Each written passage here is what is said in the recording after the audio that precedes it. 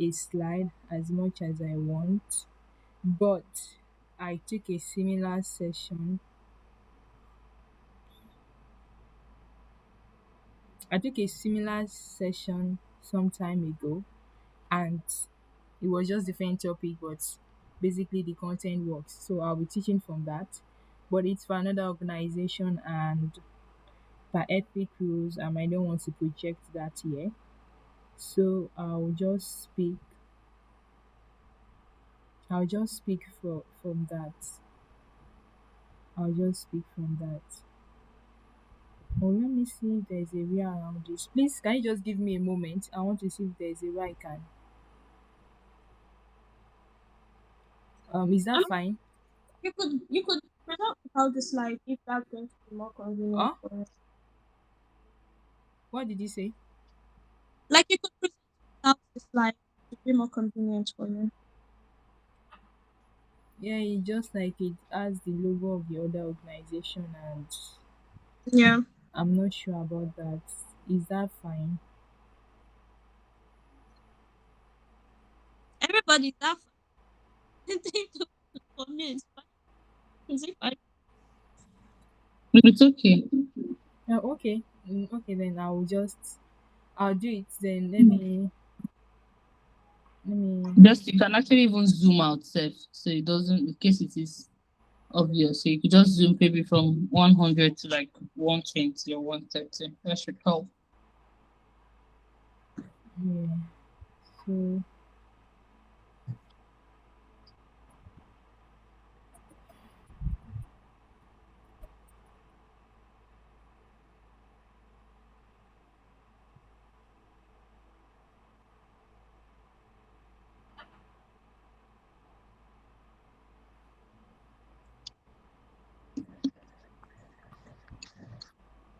Oh, and also you not mention that she's taking us on proper communication strategy in development work. yes, and I think I'm ready to go now. So can everyone see my screen?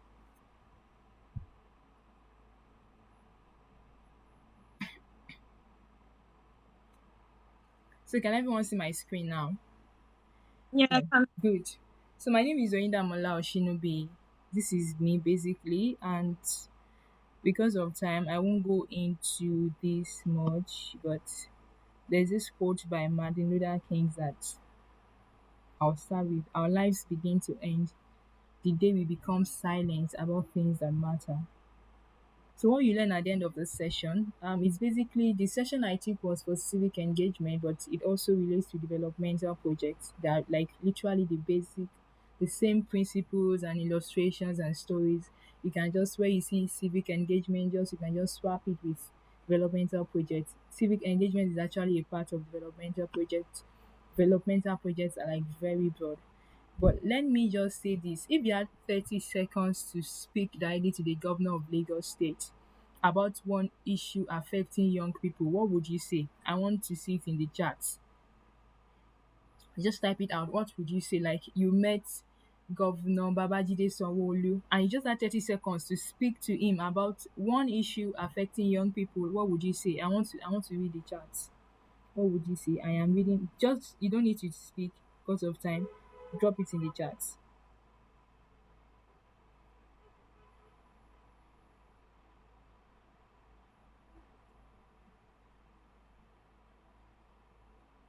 I'm not seeing anyone. Am I the only one in this class? Am I the only one in this class? I'm not seeing anyone. I'm not seeing any messages. What's happening? Kí ló ń ṣẹlẹ̀?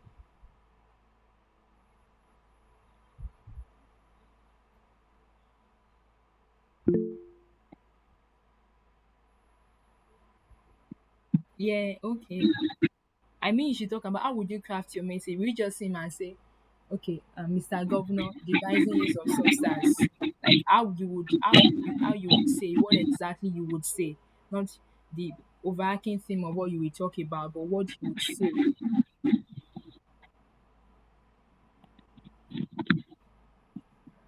I want to see it's not only done as in class. I want to see others. I think another thing is that like some of them are not in Lagos. So does this it can apply to any Yeah, state, can right? apply to the governor of any state. Okay, if Okay. you add 30 seconds to speak to your own governor, to the governor of your own state, what would you say?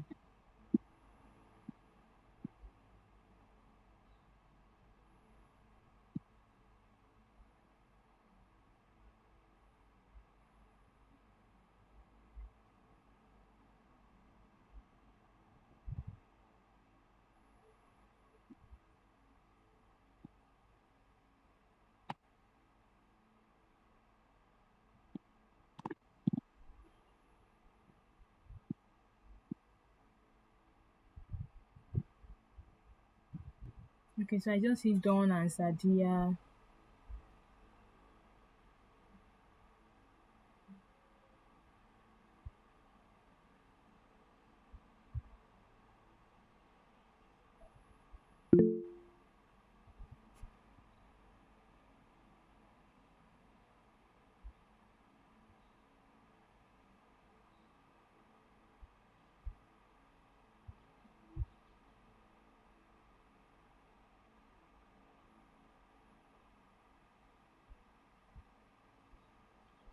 Okay, so I'm reading one from Abundance Dixon. Okay, that's fine.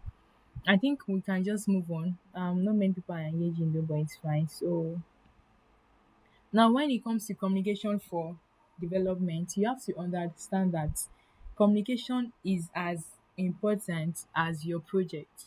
Many development professionals, they have, maybe for one reason or the other, they focus so much on projects, and it is very good because definitely, I mean, your organization projects are like also the lifeline of any organization, but they focus so much on projects that they forget about communication. And I say this that, I mean, if you are moving mountains where you are and no one knows about it, it's almost as though you are doing nothing, except you want it to be something that no one knows about.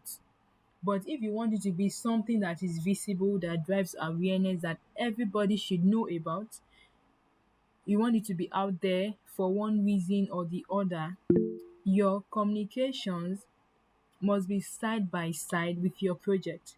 So as you are organizing and designing your project, designing your project, mapping out all the strategies, using all the frameworks side by side, you should also be designing a communication framework and strategy that helps you communicate value at every step of that project, so that at the end of the day, it's like you took your audience on a journey with you. It's not like you did it, now came to dump it on them and say, this is what I did, and just, sometimes not even properly communicated, sometimes even information overload, but just like you are documenting your step, everything, every step of the way.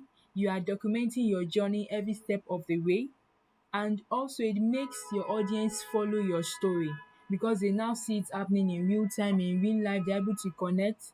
It's not something that just was dumped on them. It's something they followed. I know when you follow something from beginning to the end of that thing, you are more connected with that thing. You have a higher chance of even emotional connection, and even being a part or supporting it, than something that just came from nowhere and you just got to know about it and you're like, okay, it's fine, maybe it's just one of those things. But when something was conceived, delivered, executed, right while you were there in your presence, there's this connection you have with it, and that makes you want to be more involved. So when communicating for social impact for development projects, the first thing you should take note is your message architecture. There are actually 5 modules here. And one thing you should know, that social problems or development problems, they are rarely incidents, they are systems. And I think Don already mentioned this. You must be able to explain like the why of the problem. And knowing the why will help you craft your message well. So do your research, use the 5 whys to get to the root of the problem, look for public data. Just don't jump into a problem. I was taking a class yesterday and I said, if you don't understand the problem you are solving, you cannot communicate properly. And you should know that social problems are multidimensional. It's not just one approach or one dimension. There are different aspects of social problems. Even just let's take something like the girl child education. There are different perspectives, different dimensions of that problem. So which part are you handling? Do you know about the part you are handling? If you are, let's say, in the policy part, maybe in some states where girl child education is not as standing as it should, and you're handling the policy part, do you know the policies that have been in place? What drove those policies? Who pushed for those policies? Where those policies are ineffective? Where they've been effective? What needs to change? All of the actors that are influencing those policies.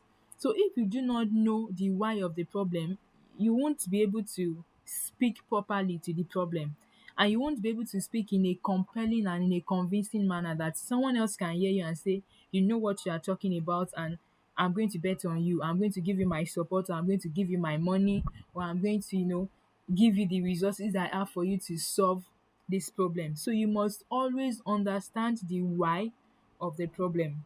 You must always understand the why of the, because it's even how you will take a position. When you now know what the problem is, then you take a position. So a position is not you just having an opinion. Just like someone saying, oh, you see how these governments, they are stealing money, they're stealing money, they are stealing money, lock all of them up. That's just your opinion. That's not a position. Who told you locking all of them up is the solution to corruption in Nigeria? What about the next set of government leaders? Who knows if, do you know if they would even do worse? But when you really research the problem, you consider everything, then you now take a position. That is a structured claim supported by evidence, by institutional understanding, by awareness of that society, by logic, and then you now take a position that our position on this matter of corruption in Nigeria is this. And that would literally be even the theory of change for your project or your organization, and that will be the concept you will follow. So even your project, your communication, everything you do will align with that position you have taken. So this is just an example of the causal chain model. Like there's a problem, there's a cause, there's a shift, and there's the expected outcome which you can use. So this shows the full chain your message should have. Oh, there's youth unemployment. What's the cause of youth unemployment? Maybe there's skill industry mismatch. What should be done? Okay, there should be policy reform. There should be structured apprenticeships backed by policy. And what will this do? It will increase employability and market labor absorption. So even though this is condensed, it already shows the full chain of your message. So your message should have that. And I keep saying that because your message will determine the whole of your communication framework. It will determine, it will make people say, okay, this person is serious and they know what they are talking about. It's not like you come to your page today, you see something else. Maybe today you are talking about policy reform, then tomorrow you are talking about budget misallocation, and then the next time you are talking about locking up these people stealing the money, and then we come again and you're talking about educating people on the streets, and we are just wondering what's exactly your position on this matter. Like we can't find you anywhere, and if you are if you are everywhere, you are nowhere. Now what does even your message architecture mean in this present communication environment? We have AI and misinformation. You really have to be careful of this. So whatever you are sourcing for your communication for your project, ensure that it has verifiable data. You don't want to get into a lawsuit or fall into trouble because you used data that is not verifiable, or you just took a AI generated image or statistics or deep fake to push your point, and by the time we find out, see that this is not true. It won't make you look serious. And then there's the algorithmic amplification, where because of what is happening right now online on TikTok, many people are tempted to condense their message, and sometimes that might not be the best for you because it might make you lose important information that your audience really needs to know. So what you should do should be combining depth with attention hook. I might rush a lot because of time. Then there's the attention economy. Many people, today attention is fragmented. I mean, people rarely want to even watch a 30 minutes video on something enlightening. They prefer to watch skits and go on reels and TikTok and Instagram. So to do this, you just find a way to ensure your message is captivating so that you can get people's attention. And this in the first 10 seconds you've gotten attention before you now do a deep dive into your message. Let me take this example so that I can drive my message home about this message architecture. I'm sure everyone remembers the NSAS or Ososoke campaign, and that was really touching because it was a really big campaign in Nigeria, and even international media covered it. And we see how it spread from Lagos to Ibadan, even Port Harcourt, major cities. And what was the problem? Young Nigerians were complaining about police harassment, about police brutality.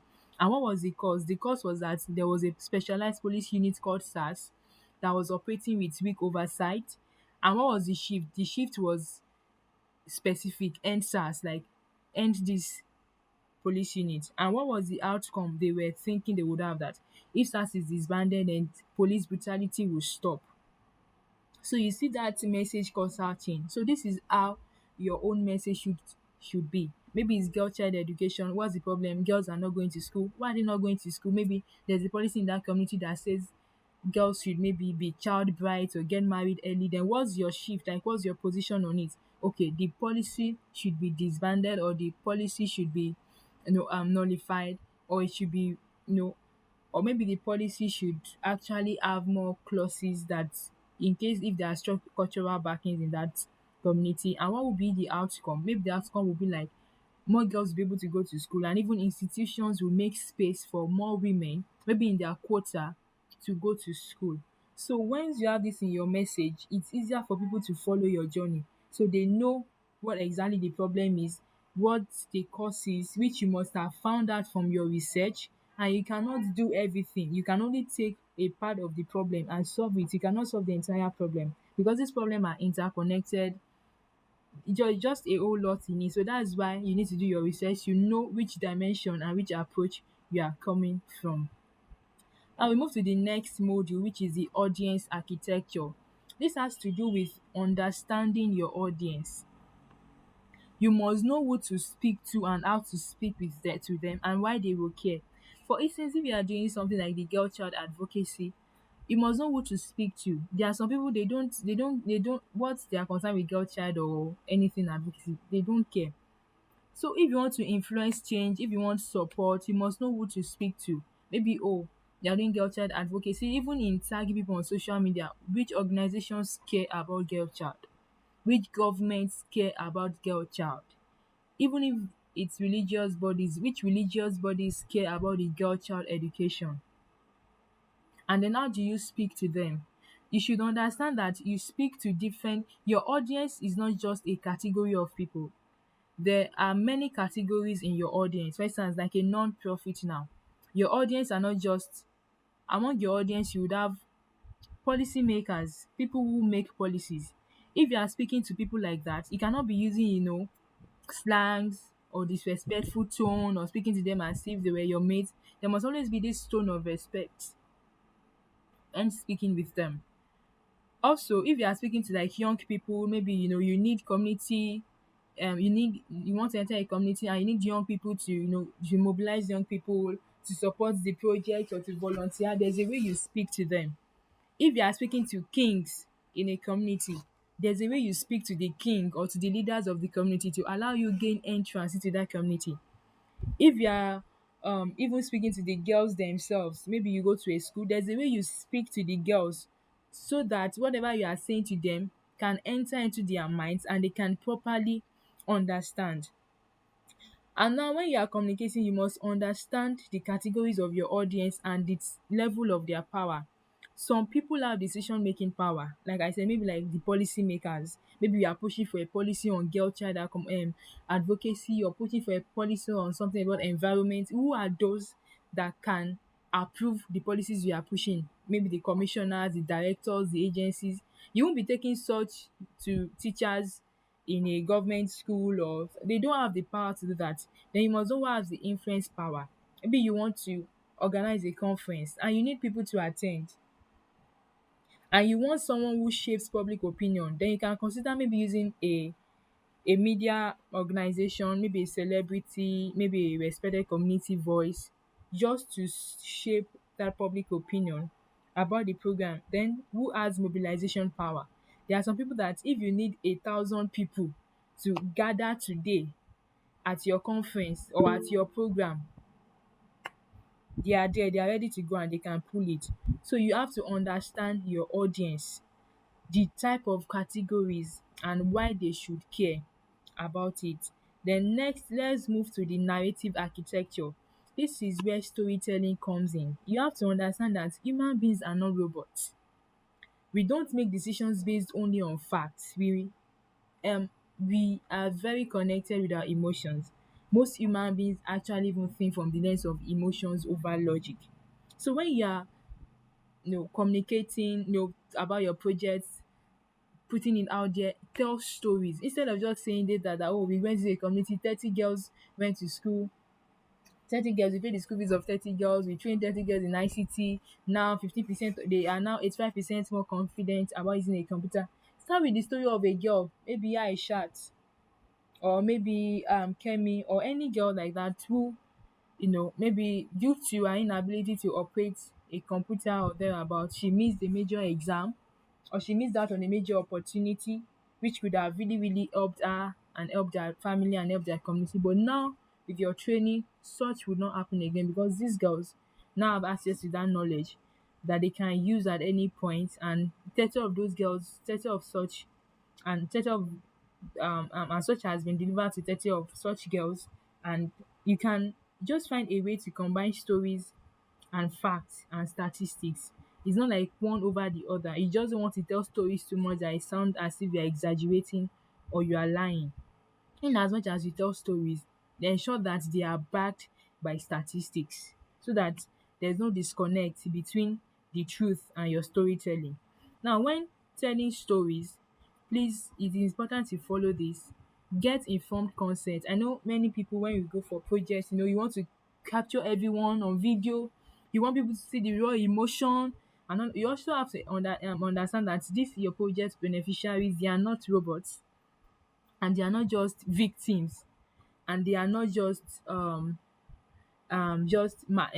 products or materials. They are also humans and they have dignity, at least as humans. So protect their dignity and then always verify facts. Don't do sensationalism, and get informed consent. Never share anyone's story without their clear permission. And if it's children, please, before you feature them or something, get the consent of the adult responsible over them. And this is very important so that you don't get into trouble in future. Provide context. Don't do this thing they do on social media called rage baiting or clickbaiting. No, don't do that. And be transparent about your intention always. Now we move to the trust architecture. This is where trust comes in. See, when communicating for projects, your credibility matters. Your credibility matters. Don't, like I said, do not lie about your project. If you reached 15 people, you're also making impact. Yes. Say it's 15 people you reached. If you reach 10 people, you reach 10 people. Don't win the moment and lose your reputation. Don't post something you are not certain about. Don't try because you want to be the first to say this thing, or first to do this project, or first to go on LinkedIn and just say things that people are now, it's now become so controversial that people are even doubting the credibility of your organization or of the project, or even your funders are doubting your credibility as a person, your integrity as a person, because of what you put out there. So don't do that. Now we have the action architecture. This is where in every message that goes out, there must always be a call to action. Let's say you did a project, maybe you went to a community in maybe a slum in Lagos, and you did a project, and now you've used storytelling, you've used statistics, you've told us how the thing goes, and you just ended there and just left us all hanging. Like, so what do we do next? There should always be a call to action. Like, are we meant to fill a form? Are we meant to maybe fundraise? Like, do we, is there a link where we have to go and contribute money for those interested in supporting your cause? Are we meant to join a community? Are we meant to maybe follow a page? Are we meant to maybe comment on something, there should always be a call to action in your communication. There should always be a call to action. And what are some of the tools you can use? You can use social media platforms. I know everyone is familiar with that. If you are looking for data research, this is not only for even civic engagement. For instance, if you are looking for data on maybe youth employment, I remember there was a particular grant we were applying for, and one of the my data sources was the National Bureau of Statistics, because I was looking for youth employment, unemployment statistics, particularly for Nigeria, by the Nigerian government. So you can just go to the National Bureau of Statistics, and for any other project you are working on, you can just get um, um, data from there. Then there are also international organizations like UNICEF, ILO, UN, EU, different agencies. You can get data. If it's about design, you can always use Canva. I use Canva to design these slides. You can always watch YouTube videos on how to even make simple flyers with Canva, and you get it done. Also, videos are very, very engaging. So you want to use videos, there's CapCut. Now, all of these are things that you can simply go on YouTube and just within 30 minutes, maybe watch, all these Indian YouTube videos about how to maybe use a particular tool. And just within 20 minutes, you already know at least the basics of using CapCut to edit your video. And you can use the free version, or the basics of using Canva to just create a free flyer for your event or for your program, instead of you having to maybe pay a graphic designer or pay a video editor, especially if you have a good phone. I see no reason why you shouldn't be able to do it yourself. If for your organization you need to communicate, to coordinate, there's Zoom, there's Google Meet, there's Trello, there's Slack. Some of these, even Notion is a very good tool that it can be a bit technical, but like I said, there's nothing you can learn on YouTube if you are very serious. And then some things off not in my notes that I would say when communicating for projects is, basically there are a lot of AI tools to help you, but please always tailor even your AI always tailor even your AI content. Please, just don't, maybe you pay something on ChatGPT now and say, ChatGPT, I went for a project, blah blah blah, this is what happened, this is what happened, this is what happened. And yes, to get the best from AI, always prompt AI. Context matters. So I think I have 9 minutes, 8 minutes more. Context matters. Don't just say, hello ChatGPT or Claude or Gemini or Paris, anything. I need social media content on, I taught 15 people development project management skills. I need social media content on project management skill. And then ChatGPT just write something generic for you and you go and paste it. No, no, no, no, no. Give it adequate context. Like, hello ChatGPT, I went to a community in, maybe it's a physical training, or I went to a community in Ibadan. It's the name of this is called so. I trained them on social media management. Some of the things I said were blah blah blah blah blah blah blah. They asked questions like this. Even someone made a comment like blah blah blah blah blah blah blah. The end of the day, we took pictures. So just give it that context.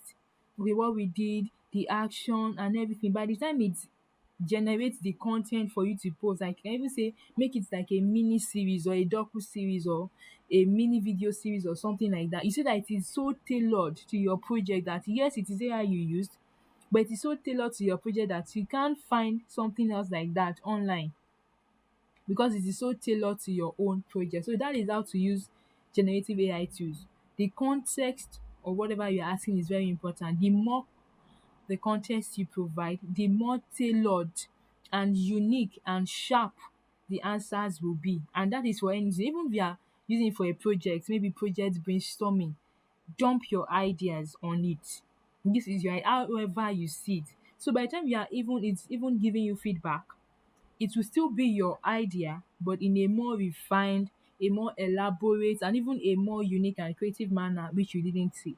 So that is one hack for using AI and for getting the most out of AI. You can even have maybe words or languages or anything that is unique to you and your organization, or even hashtags or stuff like that. And it will even help you tailor it in such a way that it can be found on any social media, on it can be found online and it aligns with any global um goals or any grant you are positioning for.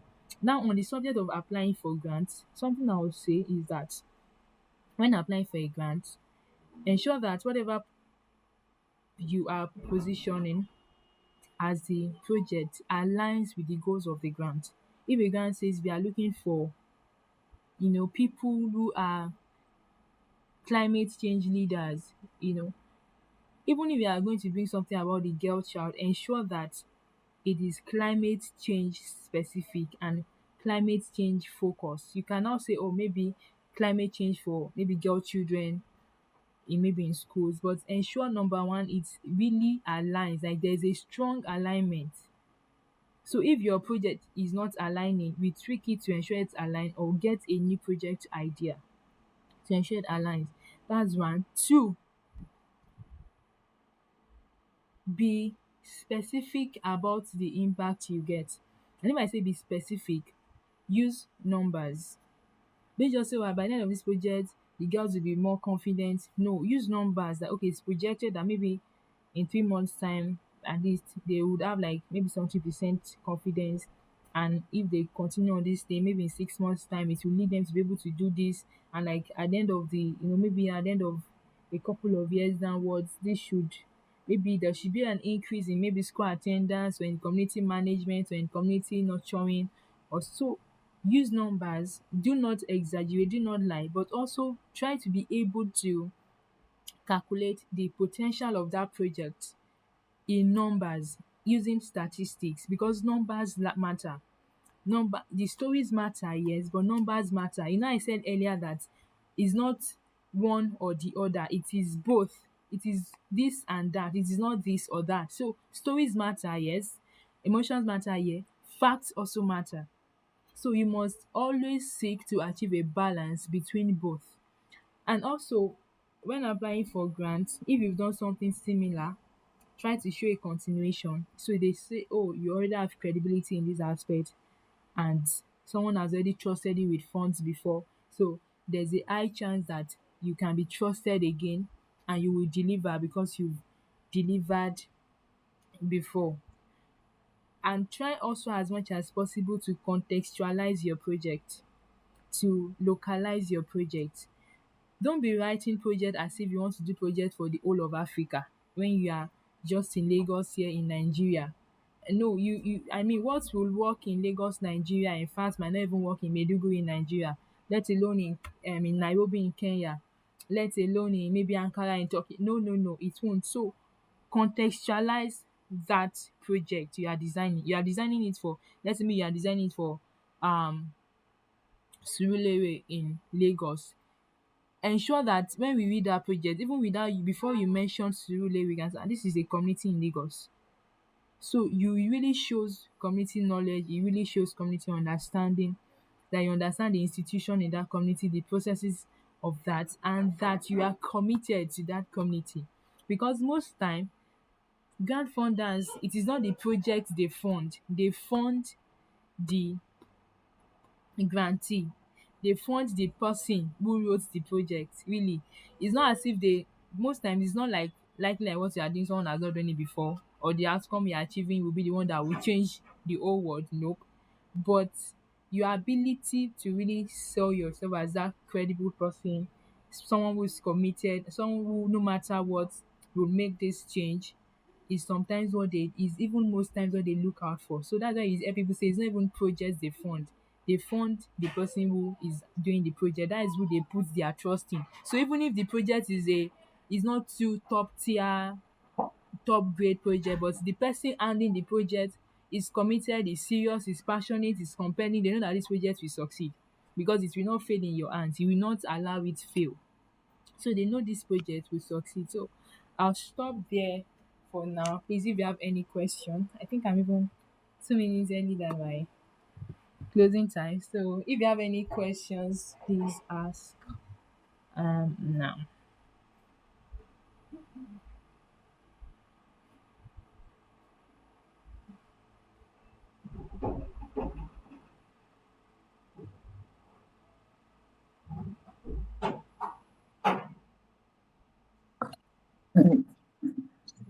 Thank you very much, ma. Is anyone that has questions, please can we indicate by raising up your hand? Rachel, please can you bring down your hand so that we can have new more people raise up their hands and then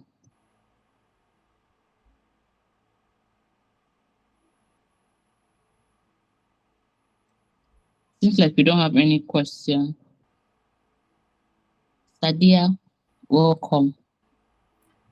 Thank you very much. I don't know if people have noticed, right? The things that she talked about are like ways we can that will help us to be able to implement the project that our first facilitator talked about, which is amazing. Yeah, because I picked out some things that she mentioned that we can do from what she talked about.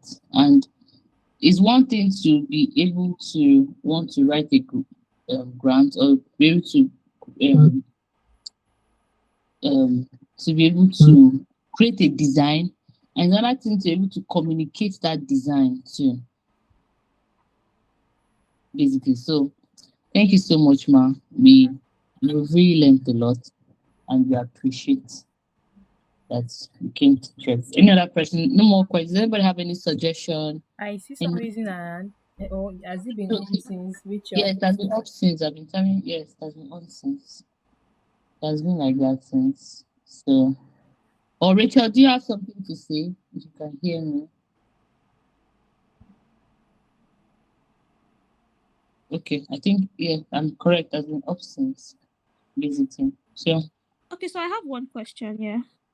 all Hi, right. thank you so much for for the session. I stayed attuned all through because Oyindamola is somebody like she has really cracked of things in development space. So I was like trying to be like, okay, what's she saying? So that I can pick one or two myself.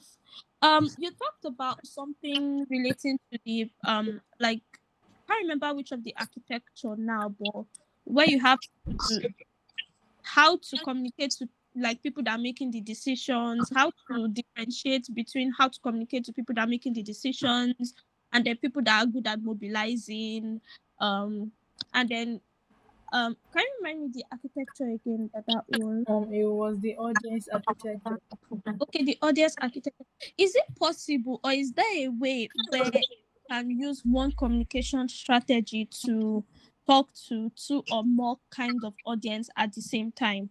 Because I'm looking at it from the perspective of, say, for instance, you want to build your social media presence or you want to build your public facing presence to ensure that people know what you are doing. um and it can be hard because how do you segregate maybe one post to make it for mobilizing audience or the next post to make it for decision making audience or something? So is there a particular way where as a person trying to build like their audience now they can use one particular communication strategy to reach more than one kind of audience? Yes, it's possible and creative. You have to be creative in. I would say, in my own opinion, that it should be a mix. For instance, let's say you are in development space, you work, you want to reach policymakers, you also want to reach your colleagues who are in other maybe space, other organizations or countries. You are also, positioning for young people who might be like your project beneficiaries or things like that. So it would really be a mix. In your communication strategy, there are pillars that you should have that should, okay, this is focusing on policymakers. There are also times, okay, this is focusing on these project beneficiaries. It does not confuse as long as your message is still the same. It's just that now the channel of communication is varying, but the message you are saying is the same.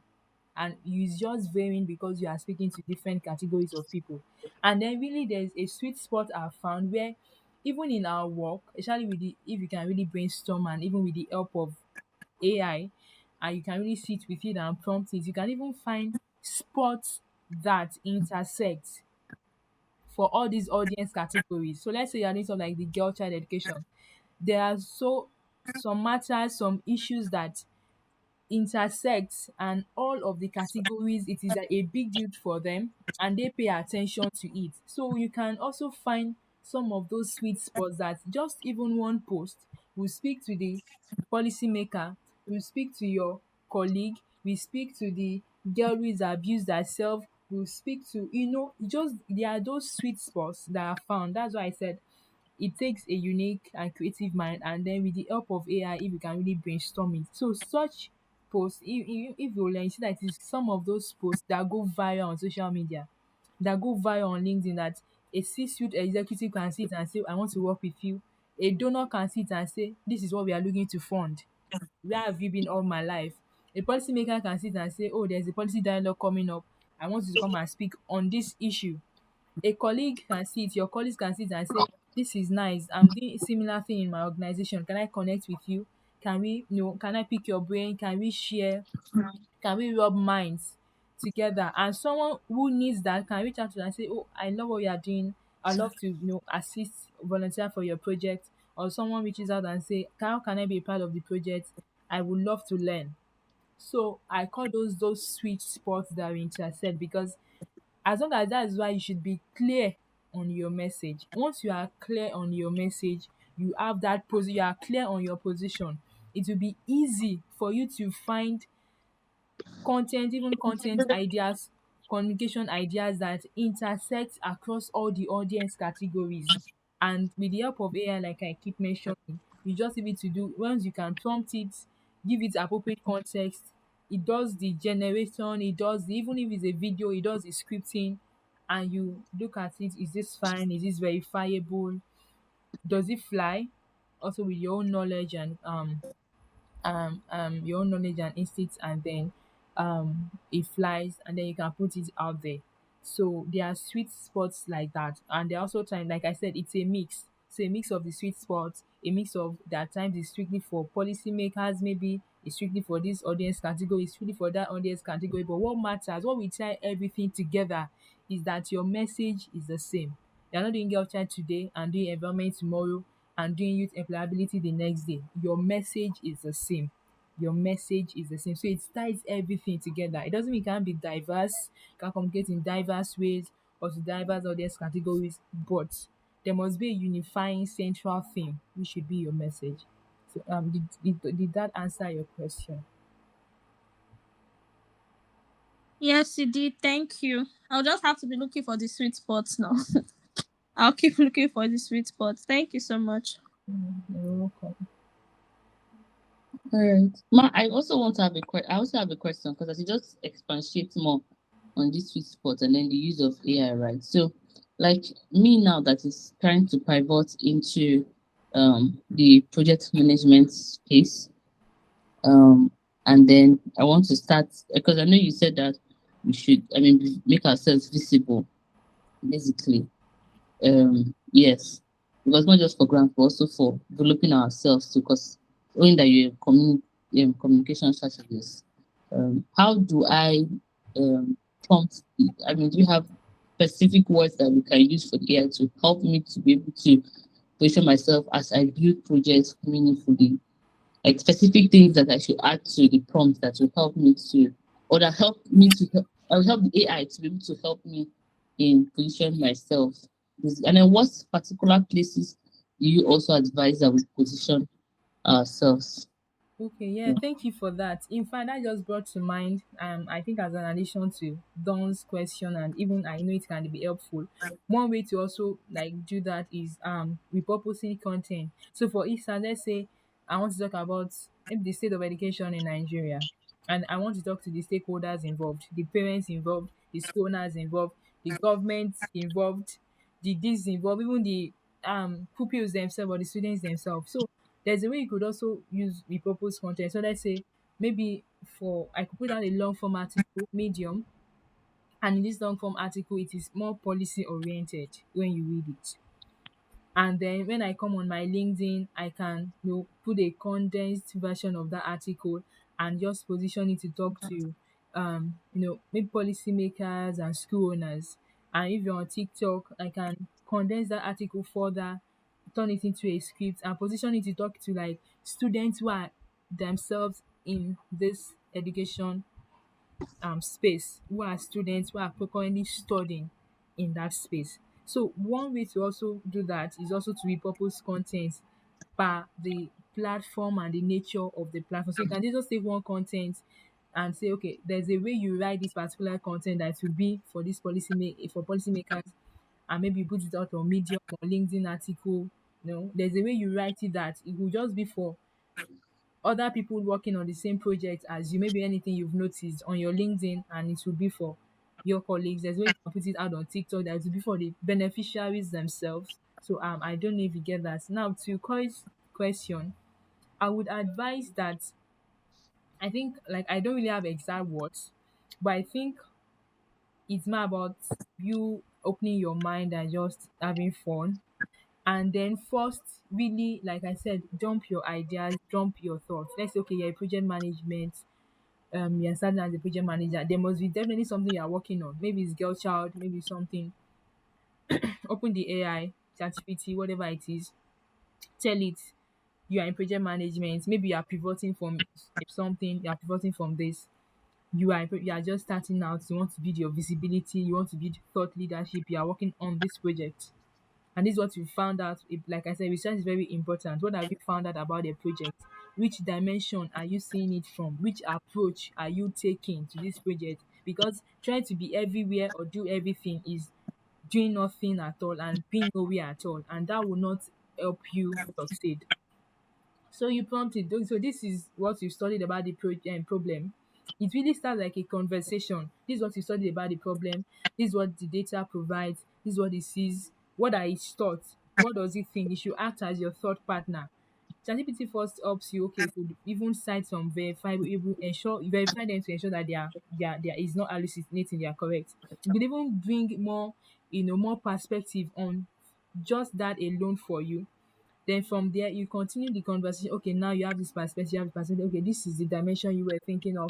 This is the approach you were thinking of um tackling the project, and these are the outcomes based on your own research and your own intuition or something that you feel is going to achieve. And it also helps you refine that, okay, what are the things you are missing out, what are the things you are overestimating, what are the things you are underestimating, what are the things you are not seeing that you should see. It will also bring that out. So it's like a conversation. So the more you go in depth with the conversation, the mind is able to provide refined and tailored answers. So what are the conversations you are not seeing and all, and it brings that out again. So you even have more perspective on, oh, on this approach I was thinking about. Oh, this works here, this doesn't work, this doesn't work. Okay, then your audience category. Who are your audience? It should help you. Who are your audience? This kind of what are the things they look out for in when people are communicating with them? How would you communicate with this your audience? What are things they look out for? Why should they care? Which how can you say whatever you are doing in such a way that they care to all those different audiences? And it brings that out also. Wait, you ask further questions based on what it provides to ensure that there's nothing left hanging. Then you go further. Oh, you're trying to build your visibility. It should Why appear with a content framework based on this discussion, a content framework that addresses. It should it should be like a mix, a content framework that if someone reads it, a policymaker can take something out of it, a colleague can take something out of it, a project beneficiary can take something out of it, a school owner can take something out of it, this can take something out of it. Oh, okay. This can take something out of it when they come across the post, and like I said, it's brilliant. It would also bring it up again. You have to verify, ensure does this fly, and like I said, it should be a mix and can always repurpose content across different platforms. So let's say maybe you want to do thought leadership, your articles on maybe LinkedIn, Medium, they can be tilted towards more policy orientation, more law orientation, more decision making orientation. If you're on TikTok and you're doing short videos, or if you're on Instagram, you're doing reels, they can make them, okay, this is the project beneficiaries you are talking to, or just talking generally about this matter. So like I said, it's a mix. And also data works. Yeah, I should mention this. So when you are doing something, you'd also see, okay, maybe you put out a content, maybe something that you were talking about just about your colleagues, maybe talking to policymakers, and you see that it had really high likes, high comments, visibility was off the roof, and it's just like, wow, that this kind of content, people want to see more of it. So like, okay, you can maybe dig deeper in this. You put out a video, or maybe you were documenting the behind the scenes of a particular project, and it really got a lot of views, you know that okay, this kind of content works. So it's more of you like that's why I said beyond you have to be creative, unique, always iterate, also even take feedback from your own results and from your own data. Like, okay, go through your pages, what worked, what is not working, so you know more of what to continue doing and what to stop doing, so you don't waste your time. And because you want to also build visibility in the shortest time possible, you don't want it to take all the years, you want it to build it in the shortest time possible. So data is also very important. Like I said, I might say this works and you do it and it doesn't work for you, and I might say this does not work and you do it and it works for you. So data is very important in also judging, does this work, does this not work, now I can do it. For instance, for us, I found that when you post videos particularly, it really works than just making a text about whatever program we did. But when we post videos, we get more views, and some people even refer to it later that they see the video. And in fact, sometimes if it's such like a beautiful setting or something, people even want to see themselves in such videos. So I think that that works, and then we'll keep doing more of that. So you always have to see what works. Or maybe I put out a medium article, something on thought leadership, and a lot of people read it and it resonated with them, and they want to read more of it. So I know that okay, I should put out more policy oriented, even leadership content. That works for me on this article. So you really have to use data to, I mean, like I said, it's not like something conclusive. It's like a cycle. You keep iterating to and fro, all and that. So I hope that answers the question as best as it could. Yes, it did. Thank you very much. Really appreciate. Yeah, I, I mean, I'm following your works, and then in case I have any guidance or need any guidance, I can be able to reach out to you. Basically. That's fine. And also, if you check the chat, every other person's, I dropped our LinkedIn page for Ihoma Girls. Please, I'd like us to go there and like and then engage with the page. We really, really appreciate. And our facilitators too, they're also on LinkedIn too. You can also, follow them. And then if you want more, if as you go by, you have more questions, you can also reach out to them via that. And we've come to a wrap. I want to thank every of you that stayed till this time. I'm really grateful. For our facilitators, we are grateful. Silver and gold we don't have, but we are I learned a lot today and I'm taking a lot of notes, and I just hope that we all implement the things that we are being taught. Yeah, which is the most important thing. And then remember that we have a project to submit until the 1st of April, if I'm right. The things that you have learned that our second facilitator taught us, you can use it also to help it also um, get done with the project. I wish you all the best, and thank you so very much. Thank you. Good night, everybody. Bye, everyone. Bye. Bye. Thank you. Thank you.